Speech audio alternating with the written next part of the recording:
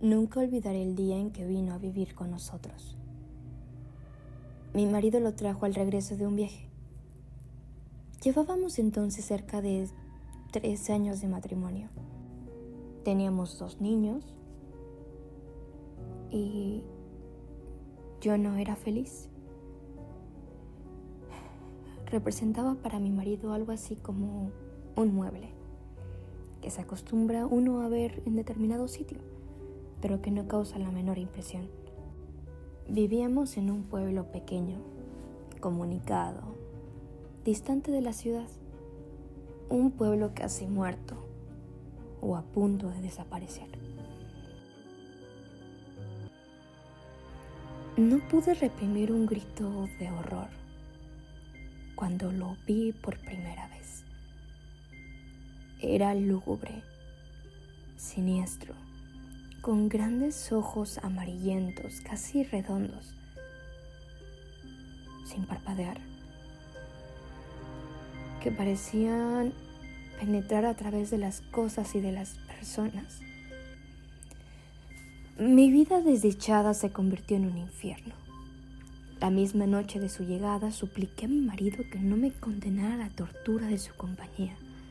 No podía resistirlo, me inspiraba desconfianza, horror. Es completamente inofensivo, dijo mi marido mirándome con marcada indiferencia. Te acostumbrarás a su compañía y si no lo consigues, no hubo manera de convencerlo de que se lo llevara. Se quedó en nuestra casa. No fui la única en sufrir con su presencia. Todos los de la casa, mis niños, la mujer que me ayudaba con los quehaceres, su hijito, sentíamos pavor de él. Solo mi marido gozaba teniéndolo allí. Desde el primer día, mi marido le asignó a él el cuarto de la esquina. Era esta una pieza grande, pero húmeda y oscura. Por esos inconvenientes yo nunca la ocupaba. Sin embargo, él pareció sentirse contento con la habitación. Como era bastante oscura, se acomodaba a sus necesidades. Dormía hasta el oscurecer y nunca supe a qué hora se acostaba. Perdí la poca paz de que gozaba en la casona. Durante el día, todo marchaba con aparente normalidad. Yo me levantaba siempre temprano, vestía a los niños que ya estaban despiertos, les daba el desayuno, los entretenía mientras Guadalupe arreglaba la casa y salía a comprar el mandado. La casa era muy grande, con un jardín en el centro y los cuartos distribuidos a su alrededor. Entre las piezas y el jardín había corredores que protegían las habitaciones del rigor de las lluvias y del viento que eran frecuentes. Tener arreglada una casa tan grande y cuidado el jardín, mi ocupación de la mañana. Era tarea dura, pero yo amaba mi jardín. Los corredores estaban cubiertos por enredaderas que floreaban casi todo el año. Recuerdo cuánto me gustaba por las tardes sentarme en uno de aquellos corredores a coser la ropa de los niños, entre el perfume de las madreselvas y de las bugambilias. En el jardín cultivaba crisantemos, pensamientos, violetas de los Alpes, begonias, heliotropos. Mientras yo regaba las plantas, los niños se entretenían buscando gusanos entre las hojas. Yo no podía dejar de mirar de vez en cuando hacia el cuarto de la esquina. Aunque pasaba todo el día durmiendo, no podía confiarme. Hubo veces que cuando estaba preparando la comida, veía de pronto su sombra proyectándose sobre la estufa de leña. Lo sentía detrás de mí. Yo arrojaba al suelo lo que tenía en las manos y salía de la cocina corriendo y gritando como una loca. Él volvía nuevamente a su cuarto como si nada hubiera pasado. Creo que ignoraba por completo a Guadalupe. Nunca se acercaba a ella ni la perseguía. En cambio, a los niños y a mí, a ellos los odiaba y a mí me acechaba siempre. Cuando salía de su cuarto comenzaba la más terrible pesadilla que alguien pueda vivir. Se situaba siempre en un pequeño cenador, enfrente de la puerta de mi cuarto. Yo no salía más. Algunas veces, pensando que aún dormía, yo iba hacia la cocina por la merienda de los niños. De pronto lo descubrí en algún oscuro rincón del corredor bajo las enredaderas. ¡Allí está Guadalupe! Guadalupe y yo nunca lo nombrábamos. Nos parecía que al hacerlo cobraba realidad aquel ser tenebroso. Siempre decíamos, allí está, ya salió, está durmiendo, él. Solamente le hacía 2 comidas, una cuando se levantaba al anochecer y otra, tal vez en la madrugada antes de acostarse. Guadalupe era la encargada de llevarle la bandeja. Puedo asegurar que la arrojaba dentro del cuarto, pues la pobre mujer sufría el mismo terror que yo. Toda su alimentación se reducía a carne. No probaba nada más. Cuando los niños se dormían, Guadalupe me llevaba la cena al cuarto. Yo no podía dejarlos solos, sabiendo que se había levantado o estaba por hacerlo. Una vez terminadas sus tareas, Guadalupe se iba con su pequeño a dormir y yo me quedaba sola contemplando el sueño de mis hijos. Como la puerta de mi cuarto quedaba siempre abierta, no me atrevía a acostarme, temiendo que en cualquier momento pudiera entrar y atacarnos. Una noche estuve despierta hasta cerca de las 2 de la mañana, oyéndolo afuera. Me quedé dormida y cuando desperté lo vi junto a mi cama, mirándome con su mirada fija, penetrante. Salté de la cama y le arrojé la lámpara de gasolina que dejaba encendida toda la noche. Él se libró del golpe. Salió de la pieza. La lámpara se estrelló en el piso de ladrillo y la gasolina se inflamó rápidamente. De no haber sido por Guadalupe, que acudió a mis gritos, habría ardido toda la casa. Mi marido no tenía tiempo para escucharme ni le importaba lo que sucediera en la casa. Solo hablábamos lo indispensable.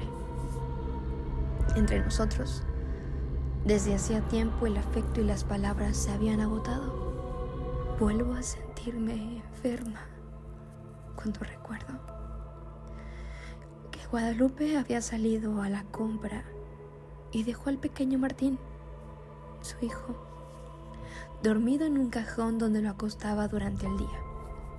Fui a verlo varias veces. Dormía tranquilo. Era cerca del mediodía. Estaba peinando a mis niños cuando oí el llanto del pequeño mezclado con extraños gritos. Cuando llegué al cuarto lo encontré a él, golpeando cruelmente al niño. Aún no sabría explicar cómo le quité al pequeño y cómo me lancé contra él con una tranca que encontré a la mano. Lo ataqué con toda la furia contenida por tanto tiempo. No sé si llegué a causarle daño, pero caí sin sentido. Guadalupe volvió del mandado.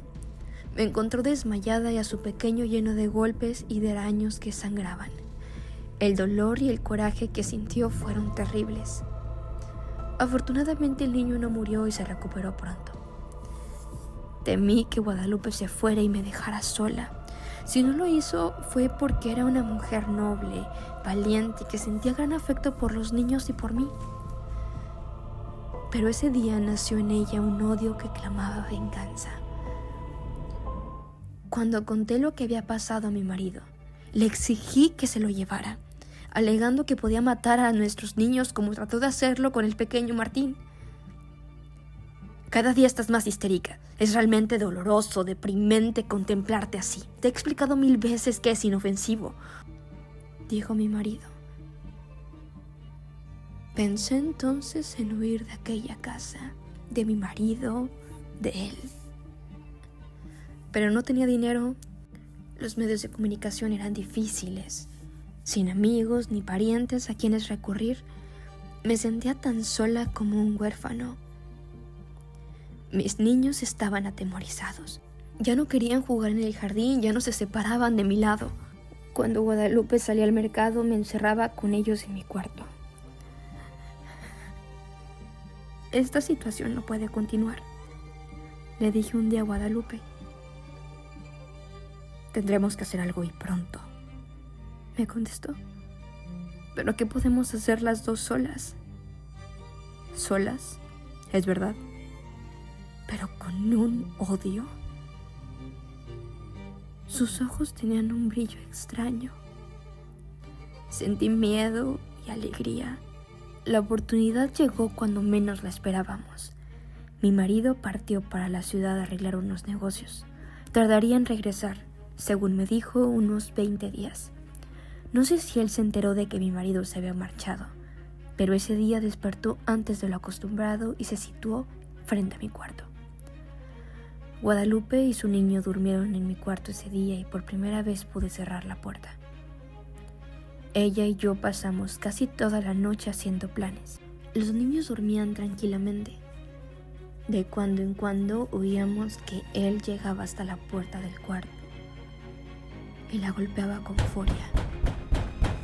Al día siguiente dimos de desayunar a los 3 niños y para estar tranquilas y que no nos estorbaran en nuestros planes, los encerramos en mi cuarto.